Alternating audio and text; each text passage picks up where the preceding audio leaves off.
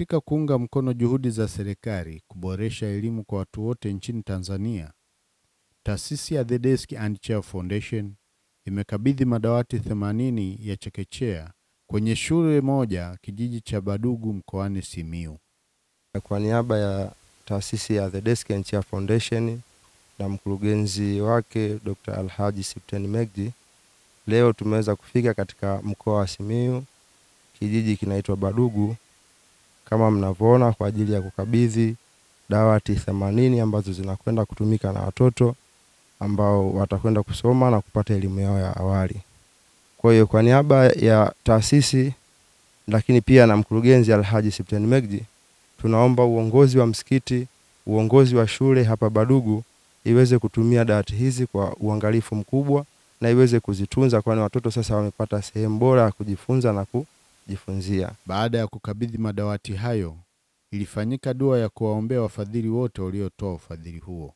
والقرآن الحكيم إنك لمن المرسلين على صراط مستقيم تنزيل العزيز الرحيم لتنذر قوما ما أنذر آباؤهم فهم غافلون لقد حق القول على أكثرهم فهم لا يؤمنون إنا جعلنا في أعناقهم أغلالا فهي إلى الأذقان فهم مقمحون. Al-Imam Ali bin Abi Talib anatuambia ya kwamba istanzilu rizqa biswadaqa, kwa wale ambao wameamini, wale ambao wanataraji mema kutoka kwa Mwenyezi Mungu Subhanahu wa Ta'ala. Ali bin Abi Talib anatuambia istanzilu swadaqa, istanzilu rizqa biswadaqa, vuteni riziki, kithirisheni riziki kupitia sadaka ambazo mtakuwa mnatoa. Na katika moja ya faida ambazo tunazipata kupitia sadaka ambazo tutakuwa tunazitoa, akasema as-sadaqatu dawaun wa najat.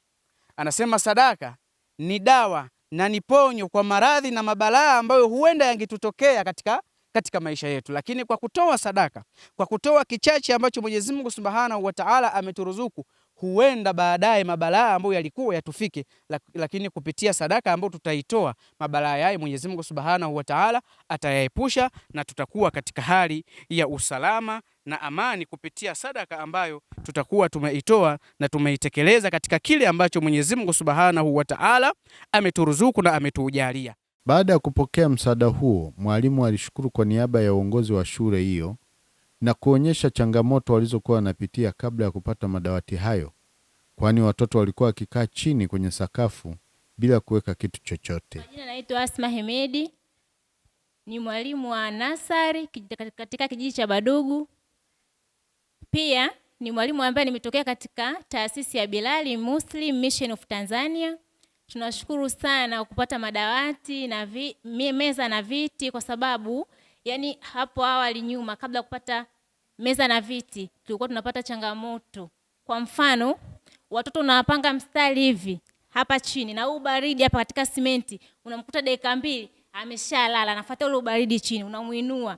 Ukirudi huko unafundisha, ukigeuka tena amelala tena. Lakini sasa hivi tunashukuru Mungu, kila mtu ana dawati lake, na tutakuwa pia miandiko itakuwa mizuri, watakuwa wanaandika vizuri tofauti na leo